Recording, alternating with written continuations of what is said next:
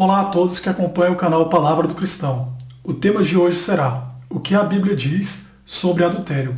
Logo no início da Sagrada Escritura, precisamente em Êxodo capítulo 20, versículo 14, vemos um mandamento, não adulterarás, que significa uma transgressão da regra de fidelidade conjugal imposta aos cônjuges pelo contrato matrimonial, que é formalizado com o casamento. Por essa razão, o homem deixará pai e mãe e se unirá à sua mulher, e eles se tornarão uma só carne, como está escrito em Gênesis capítulo 2, versículo 24. Assim, se são uma só carne, o adúltero ou a adúltera peca contra o seu corpo e contra o corpo de sua esposa ou de seu marido, e finalmente peca contra o Espírito Santo, já que o corpo é templo dele. Como sabiamente lemos em Provérbios capítulo 6, versículo 32, mas o homem que comete adultério não tem juízo, todo aquele que assim procede a si mesmo se destrói. O adúltero destrói a sua família e ao mesmo tempo a família alheia, pois não se pode construir felicidade na desgraça do próximo. Dentre as modalidades da traição, existem variados meios de exercê-la. Mesmo o pensamento lascivo já é pecado. Claro que não tem a mesma gravidade do que a consumação da traição, que seria a relação sexual. É o que vemos em Mateus capítulo 5, versículos 27 a 28, no qual descreve: Vocês ouviram o que foi dito, não adulterarás. Mas eu digo, qualquer um que olhar para uma mulher e desejá-la, já cometeu adultério com ela no seu coração. Sobre a sacralidade do matrimônio, que tem natureza vitalícia, ou seja, somente a morte separa o casal, o livro de Marcos, em seu capítulo 10, versículos 11 a 12, ensina o seguinte: todo aquele que se divorciar de sua mulher e se casar com outra mulher estará cometendo adultério contra ela. E se ela se divorciar de seu marido e se casar com outro homem, estará cometendo adultério. O adultério é, antes de tudo, uma contaminação espiritual, pois se peca, como já foi dito, contra o corpo e contra o Espírito Santo. Isso está escrito em Levítico, capítulo 18, versículo 20, quando lemos: não se deite com a mulher de seu próximo, contaminando-se com ela. Ademais, quando se trai, não apenas engana-se a pessoa traída, mas também é o próprio Deus, a quem prometeu ser fiel à sua geração, além de pecar contra os 10 mandamentos, tendo em vista que a traição significa um total menosprezo para com o próximo, não existindo, portanto, amor. Quando há amor, não existe ditados como a carne é fraca, eu estava carente, ele não me dá atenção, por isso procurei em outros braços, dentre outros. Quem é infiel em um relacionamento sério, o será em qualquer outro, seja amizade, coleguismo, etc. Pois o ato de trair demonstra o caráter da pessoa, que muitas das vezes é muito difícil de ser mudado.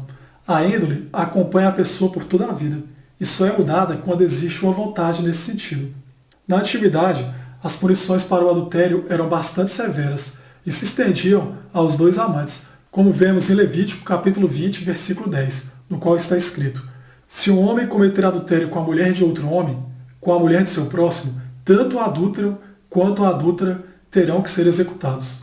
Até poucos anos atrás, o adultério era considerado crime passível de detenção, mas devido à banalidade com que a sociedade passou a tratar esse delito, o mesmo foi revogado do Código Penal, mas ainda assim configurou infração civil, que viola os princípios do casamento, podendo inclusive gerar reparações morais e materiais.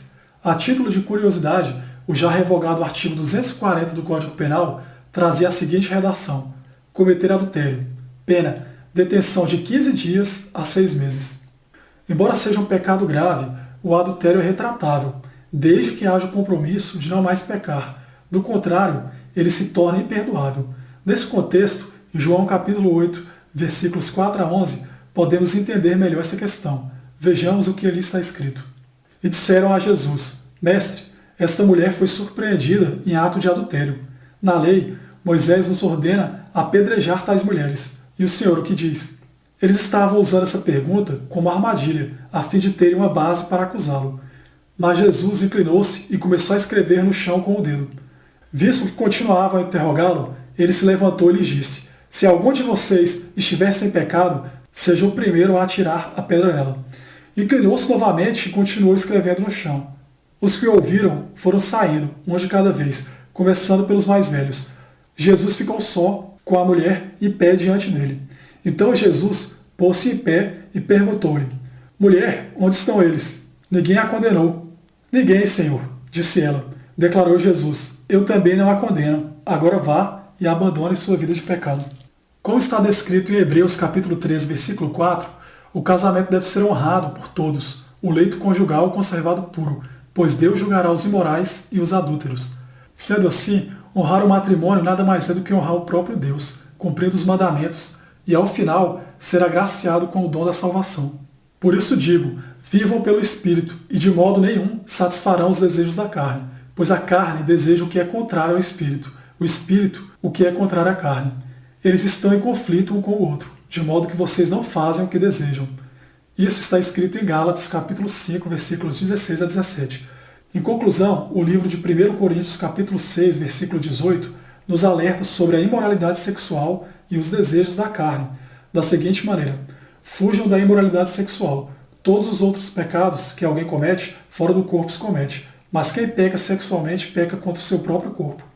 Devemos ser fiéis até o fim, pois somente assim seremos lembrados no último dia. Se você menospreza a fidelidade e quer viver uma vida promíscua, é melhor que não se case, pois ainda que se relacione com alguém e o engane, você jamais enganará a Deus. Ele saberá tudo o que você faz.